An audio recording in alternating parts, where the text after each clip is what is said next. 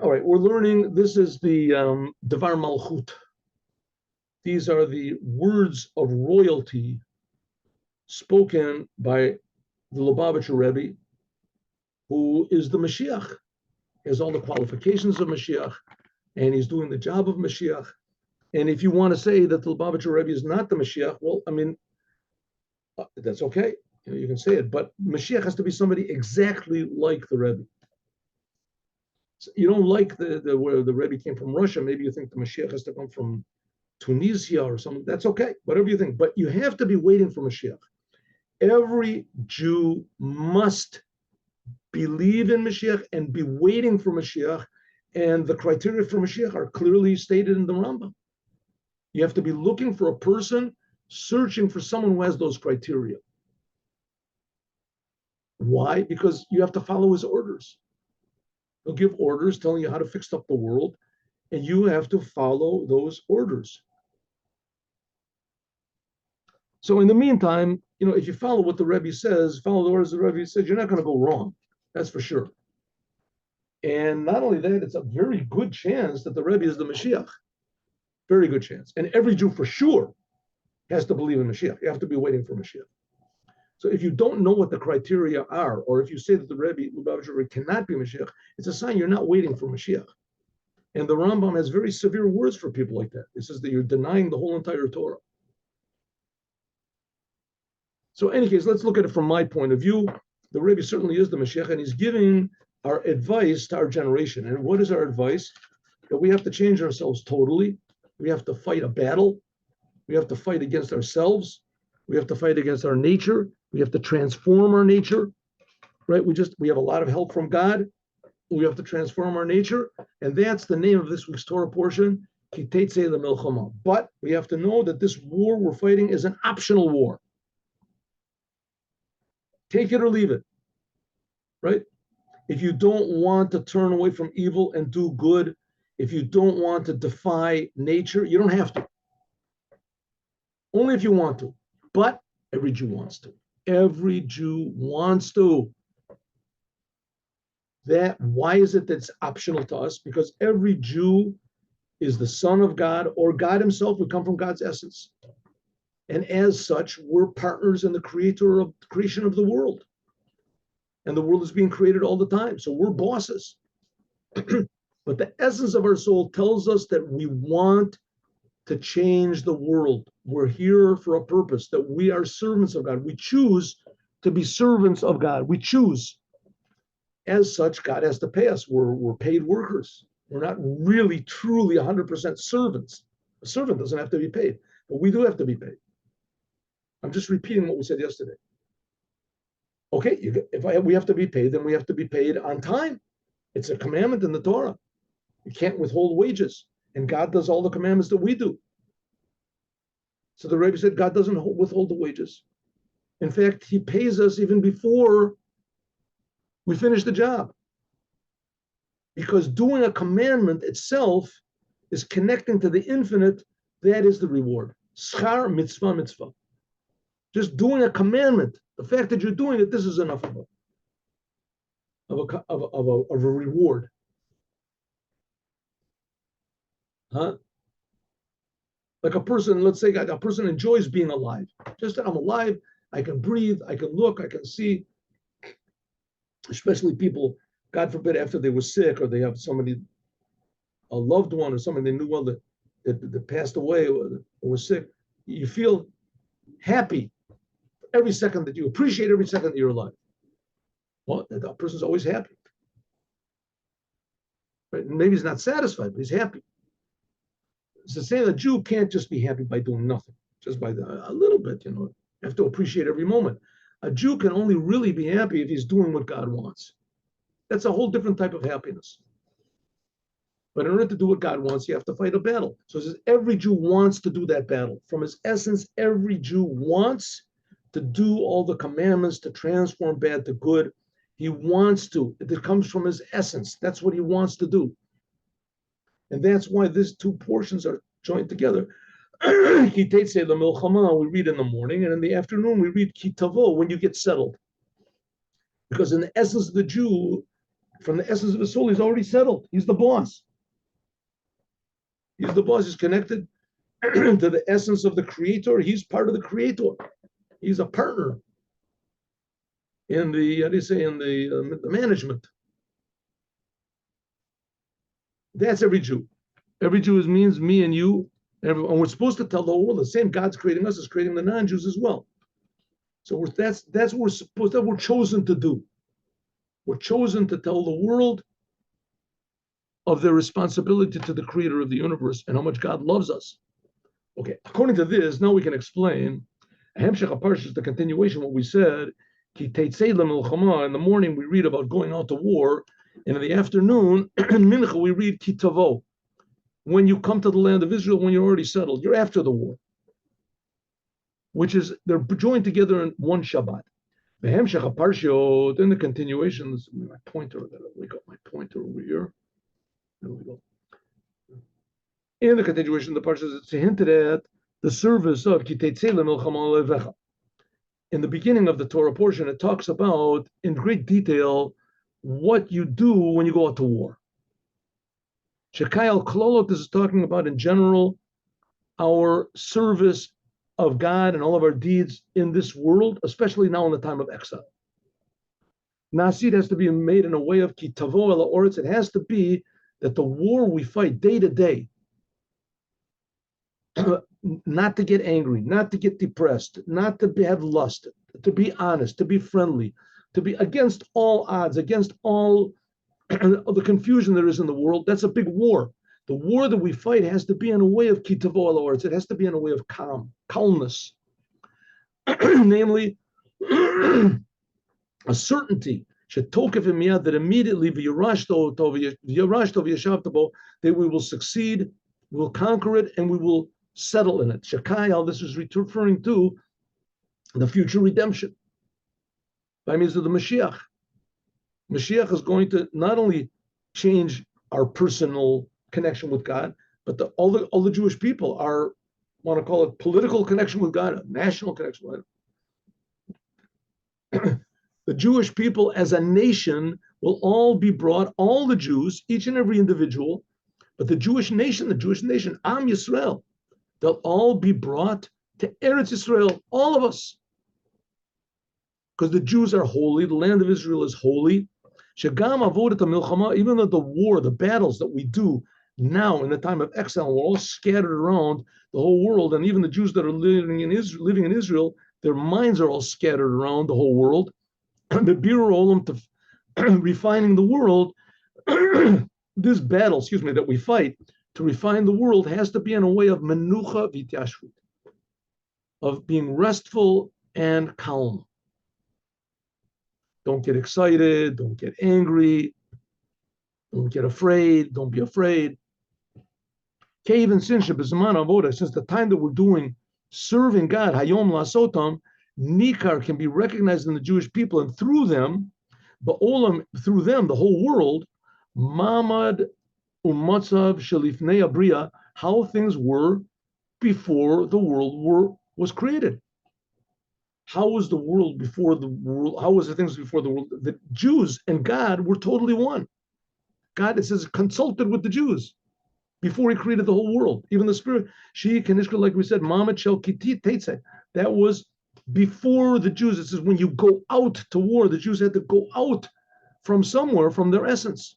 Mamad Matzav Dalati level. That's how things are going to be in the future.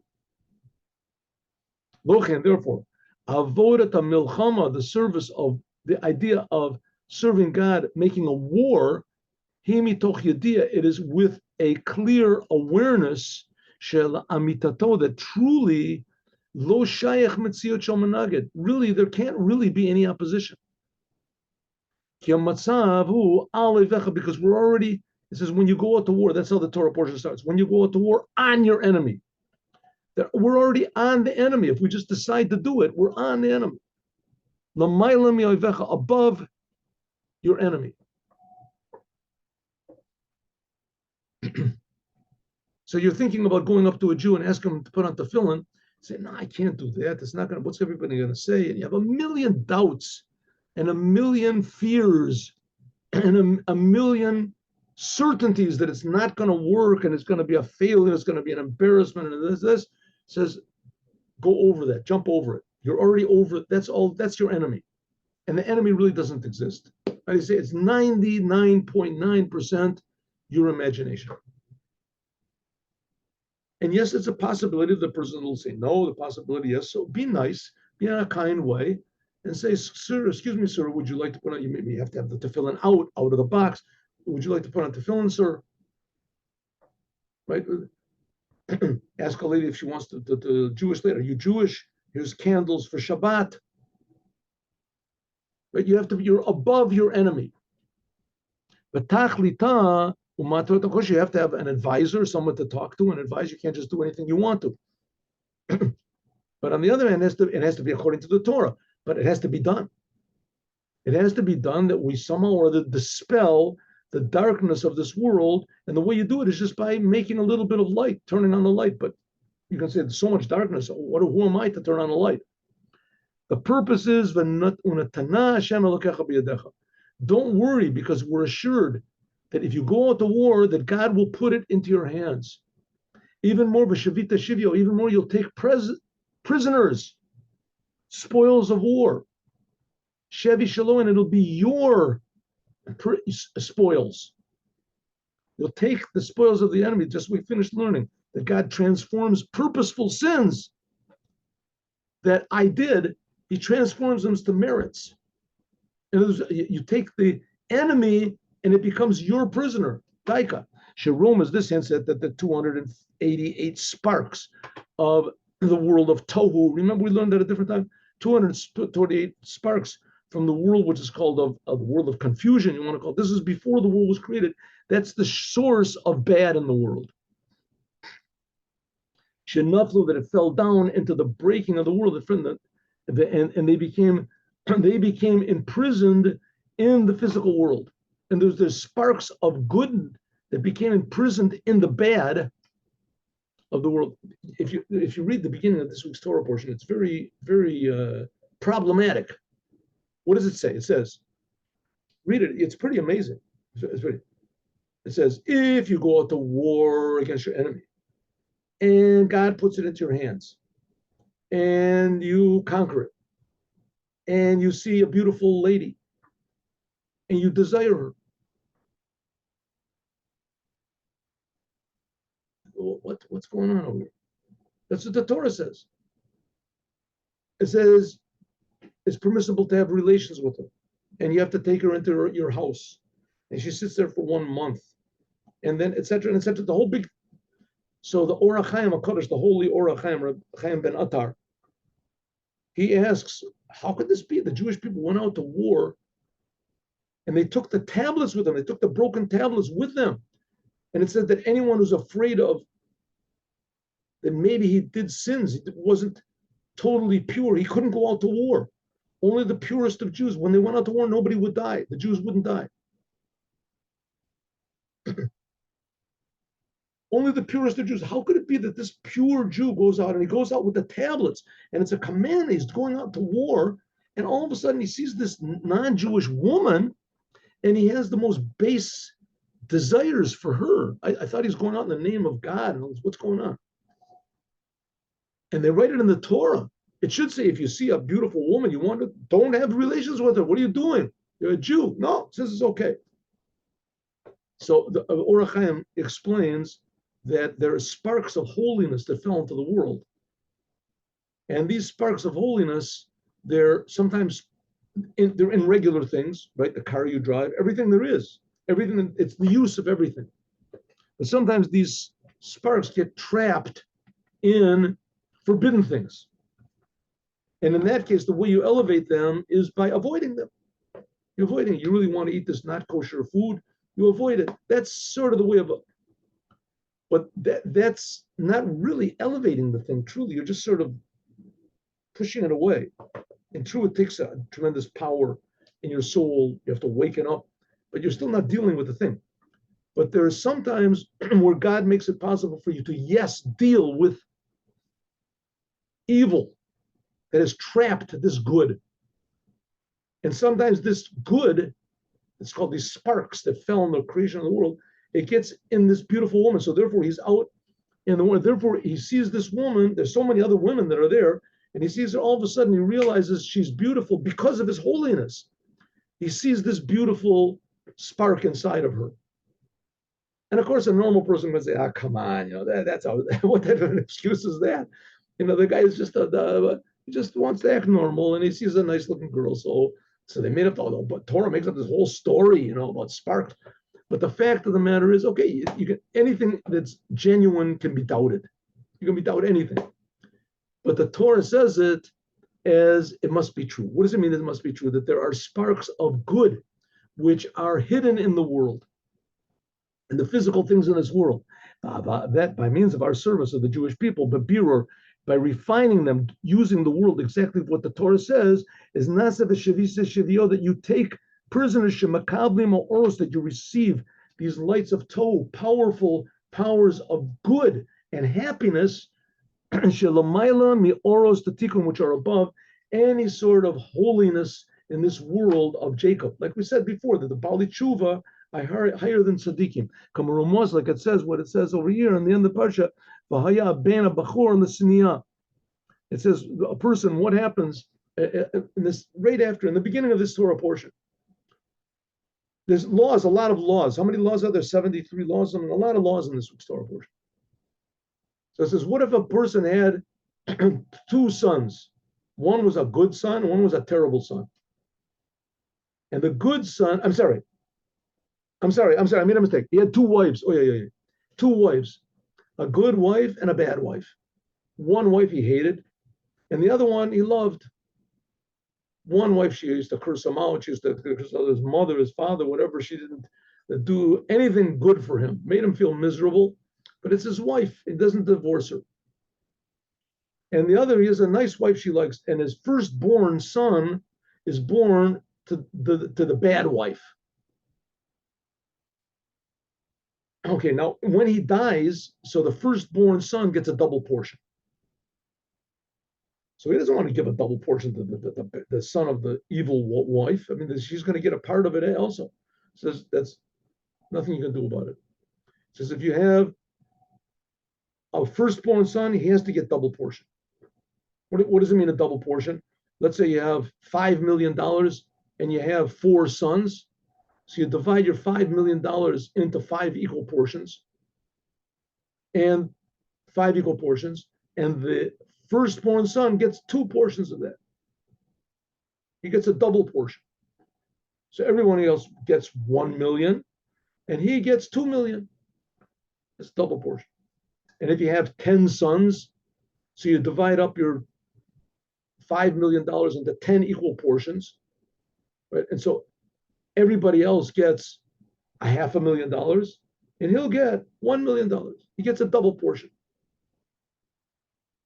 Sha'al Yadei Birur, Aloma said that by means of refining the physical world, you draw down lights from Tohu that were before this tremendously high spiritual level, which are above the lights of Tikkun. And even what does it mean? It means you have the ability to go out of yourself, the ability to not listen to any negative forces, and to be a positive, loving, productive person, encouraging.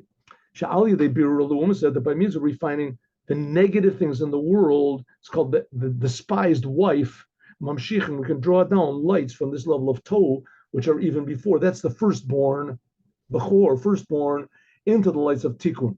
And even more, he gets a double portion. Even more, Shemidgaleh ba'olam hametzius amiti, suddenly you reveal what the true nature of the Jews are.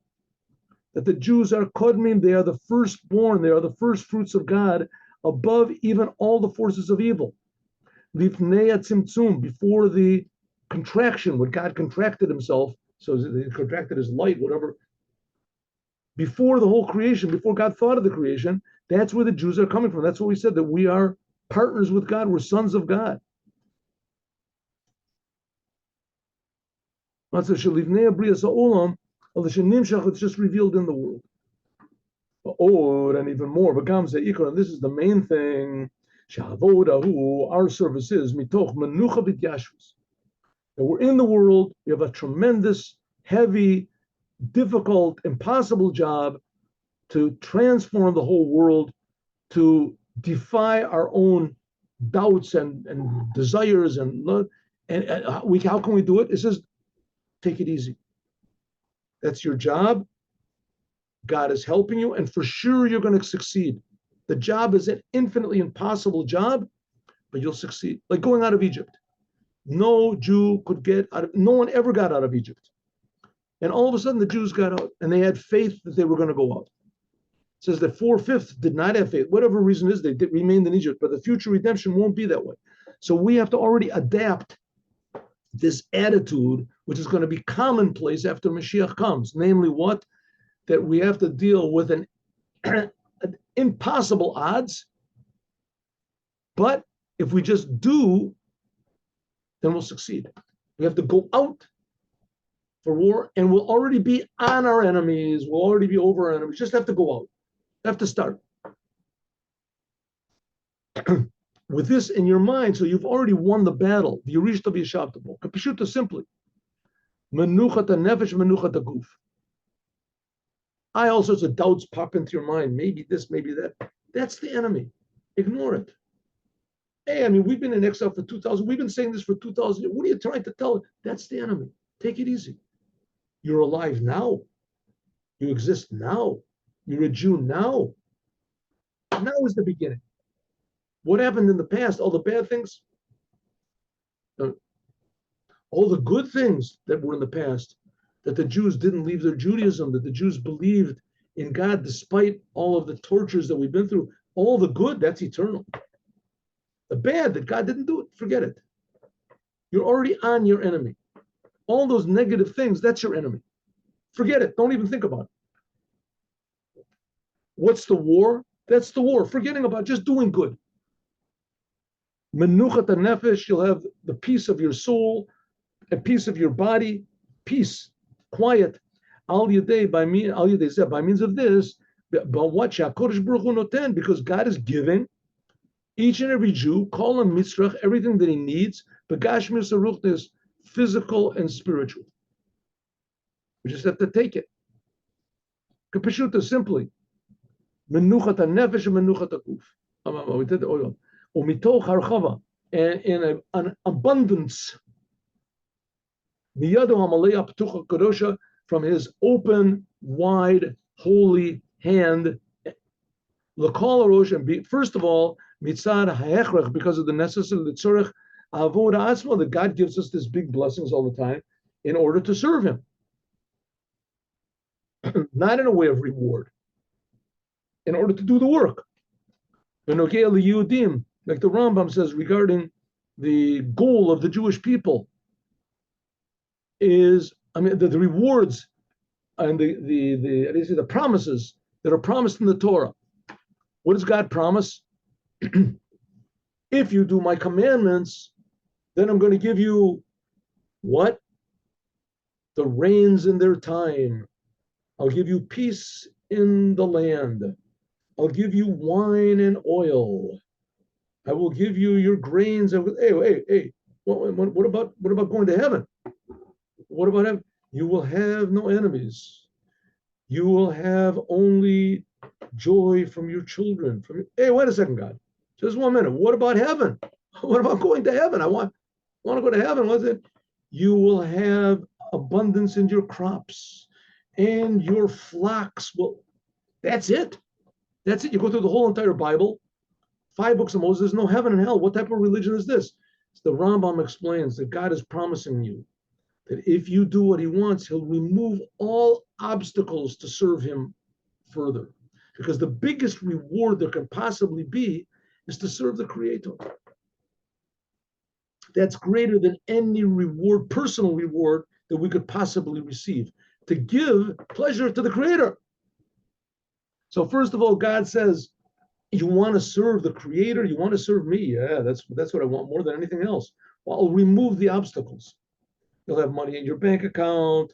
You'll have wine. If you like wine, you'll have the new rains, the old rains. What do I need rains for? I don't like the rains. I live in New York. It's good for the farmers. The farmers, they need rains. And if you don't have, farmers don't get rains, then you don't get any bread. You want rain? Yeah, okay, I made a mistake. So there'll be bread, you'll have everything you need. Mitzad hechrech shebadavar, because the necessity of all your needs in physical and spiritual. Umitoch harchava, we did this. The tzorech avodav atzmo. Kamosh Ketuv, like the Rambam says, Benogea leYehudim, regarding to the goals, the physical goals which are written in the Torah, hevtichanu, that God promised us, sheyasir mimenu, that He will remove from us all of the bad things, hamonim, which prevent us from serving God. You see in the beginning of next week's portion, if you do what I say, God will give you all this abundance and this. Going holy, God will take away all sickness. God will take all the wars away. He'll take away famine, and etc. That'll be a good world. The world can get along without famines and without wars and without hunger and sickness. Sickness. Maybe the World Health Organization can't get along without sickness, but the world certainly can. But Yashpia Lanu Kala Tovos, God will give us all of the good Amitchazkot that strengthen our ability lasso to learn the Torah. Kavo Sovea V'Shalom, He'll give us, how do you say, we'll be satisfied, we'll have peace. Like I told you a lot of times, they asked the Rebbe, they went by the Rebbe on BBC, and the Rebbe was giving out dollars. The whole entire camera crew came, television crew, and they said, Lubavitcher Rebbe, when is Moshiach coming? He said, very, very soon. How do we bring it? They said, just have to increase in acts of good and kindness. That's what the Rebbe said. And the Rebbe said, and they asked the Rebbe, are you happy? The Rebbe said, yes, I am happy, but I'm not satisfied. I'm happy, but I'm not satisfied. In other words, you're happy with what you've got. Baruch Hashem. God has taken away all of our problems, our difficulties. But why does He take away our problems and difficulties? So that we can serve Him. We have to show we're not satisfied. We have to do more. But Nosaf Lazen, in addition to this, also in the Torah, that's one thing. God will remove all of the obstacles to serve Him. So we'll be able to serve. But there's also the reward for the service. What's the reward? Tashlum schar shetzorich lehinaten, that God has to give in His proper time. The yomotiten schar, like it says, when the wages due, you have to give wages when they're due. Not just the physical reward, and the revelation of Or Ein Sof, like we just finished learning, but gam also schar gashmi, physical reward. Me'ayin the dugmas of schar gashmi should be a moto Mashiach, something that there's in the Mashiach. Like it says, there won't be any hunger, there won't be any war, not just to take away our problems, but to add on to us a certain, how do you say, calmness of soul. We see that it's a reward from God. That this good will be a lot. This is called a madani. All the precious things, how do you say, the madani and the dainties of food, whatever, will be offered. They'll be like dirt, right? Want a free Lamborghini? I don't want a Lamborghini. What do I need a Lamborghini for? Come on, this thing is really nice. No, I mean, it's very nice. I already have 4. I don't need it, and I don't even need the ones. You know what? You want all my, take out all my cars. People won't care about physical things anymore, right? Hey, that guy's scratching your car. That's a big deal. Scratching, but you don't realize that's gonna cost you $35,000. It's a new Ferrari, and he's scratching your car. Okay, don't get excited, right? Don't get excited. Why are you scratching my car, sir? I got this condition. I got this.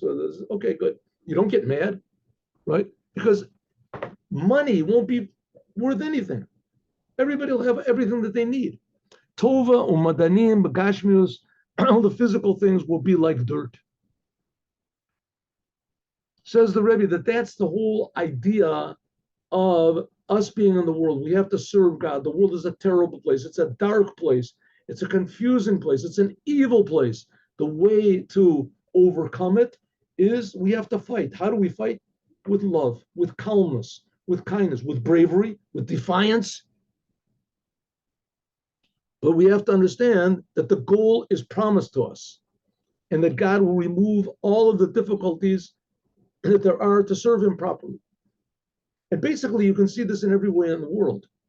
I don't think that there's any place in the world where a Jew cannot keep Shabbat and serve, put on tefillin and eat kosher. I don't think there's any place in the world. It might be a little bit difficult to get, kosher food in in I don't know where, in Iraq or somewhere, right? Maybe not. I don't know. I don't think there's any Jews there anymore.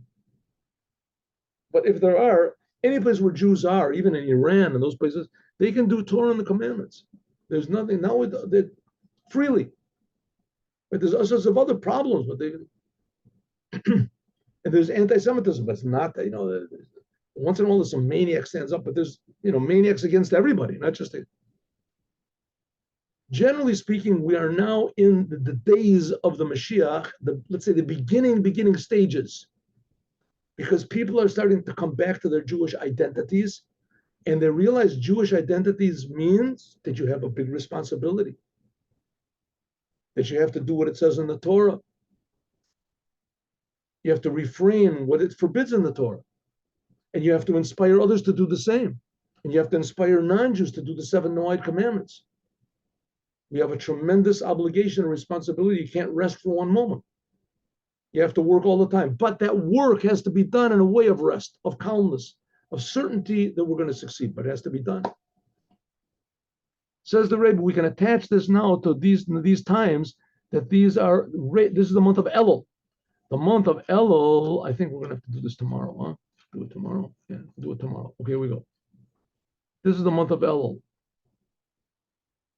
The month of Elul, this is the last month of the year, that in it we make a proper accounting of all of the service that we've done for the whole year. A inventory in order to fix up, hashlim, and to correct, fill up any types of service of God, of Torah and prayer and charity by means of what? Tshuva, returning to God, to our Creator, to our responsibility, to the Commander, the King. Like it's hinted at in our Torah portion when it says, "Ubachta et avia v'et ima yirach yamim."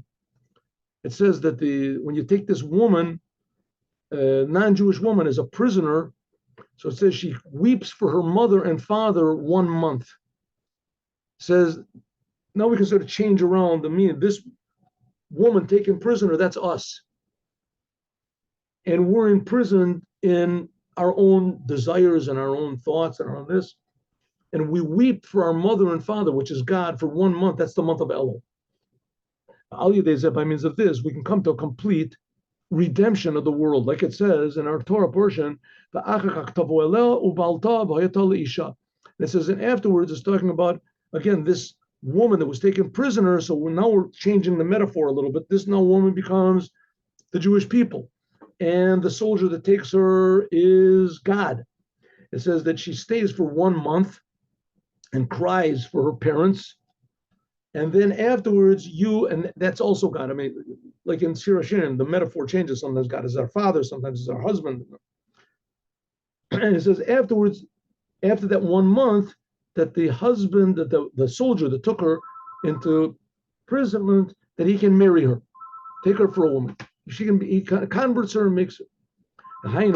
This is what it says. Bayomahu tikra eli ishi. It says on that day, God will be called my husband. Like the rabbis say, in the days of the Moshiach, right now we're just engaged to God. In the days of the Moshiach will be the marriage. Shene'amar, like it says, bo'alayach osayach, like it says, your husband is the one who makes you. Bo'alayach also means the one who has relations with you, the Jewish people. That'll be the consummation of the wedding, is the coming of the Moshiach. That's the month of Elul. We cry for our mother and father 1 month, and then God takes us as a wife. That's a Rosh Hashanah. All the metaphors keep changing. But it's all the same thing. It's a relationship between us and God. Us and God. Like you read in Song of Songs. Sometimes it's love, sometimes it's awe, sometimes it's searching, sometimes it's Gam Chodesh Hachana. It's also a preparation for the service of the year to come. So according to this, we can say the month of Elul is stressed the two opposites of serving God, because we're still in the previous year, and receiving the reward. That's going to be on Rosh Hashanah, and God willing, we'll talk about this tomorrow. Tomorrow is Friday. We'll talk about this. Now let us have a Yom Yom. We'll learn the Yom Yom.